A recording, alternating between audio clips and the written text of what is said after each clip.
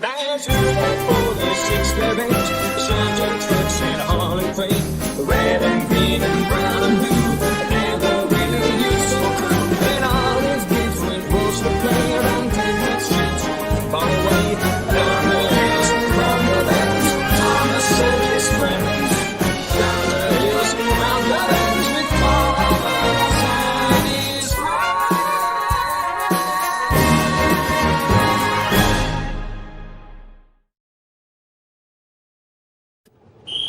Every day where the little engines work, the crisp air is suddenly filled with a familiar noise. The lakes and mountains have many visitors, and Harold the helicopter flies the sky making sure that no one is in trouble. All present and correct. Time to return to base. Then Harold noticed something. A sturdy diesel was coming round the mountainside. Harold flew lower for a closer inspection. I'm Harold. Who are you? I'm Rusty, replied the diesel. Don't recall seeing you before. What brings you this way? Sir Topham Hatt sent me to help the other engines, huffed Rusty. This was no time for a chat with a helicopter. Well done. Cheers and keep up the good work. Cheeky chopper, muttered Rusty. Not long now, encouraged the driver. We'll soon be at the top station. Peter, Sam and Sir Handel were glad to see Rusty. Even so, Sir Handel wouldn't stop grumbling. The trucks didn't like Sir Handel and wanted to play tricks on him.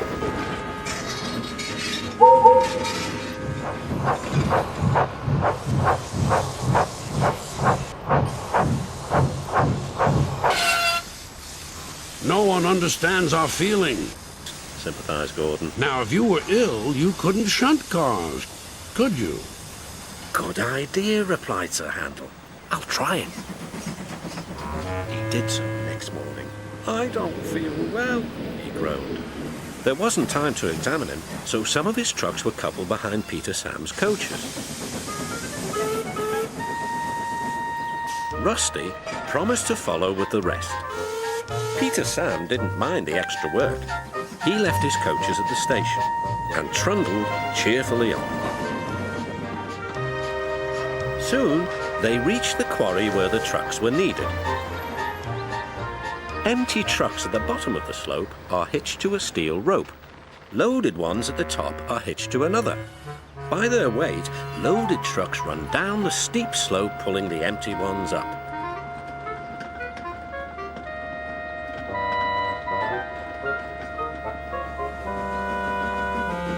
Peter Sam duly waited at the bottom of the slope for the loaded trucks. He never bumped trucks unless they misbehaved, but the loaded trucks couldn't see him properly. They thought he was Sir Handel. The chance for trickery had come. Faster! Faster! They yelled. No, no, wailed the empty trucks. It's Peter Sam. But it was no use. Hurrah, hurrah, roared the trucks. Peter Sam shut his eyes.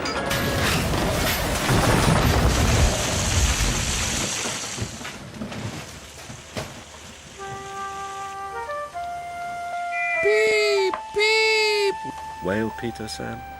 Rusty was working nearby and came to help clear up the mess. Bust my buffers, exclaimed Rusty. Never mind, Peter Sam. We'll get you out. Peter Sam felt battered. His funnel was cracked and his boiler dented. Thank you, Rusty.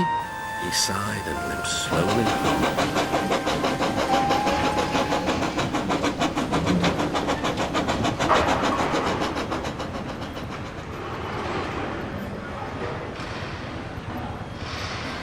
I'm sorry about your accident, said Sir Handel.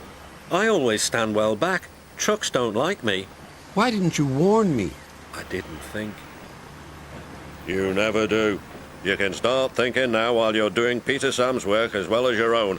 That'll teach you to pretend you are ill. Sir Handel did start thinking about Gordon. When the wreckage was cleared away, Rusty set off along the line.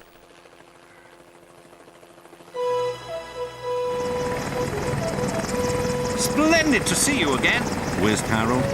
I'm completing my evening's lookabout. Well done. Cheers, and keep up the good work. And the little diesel purred back home.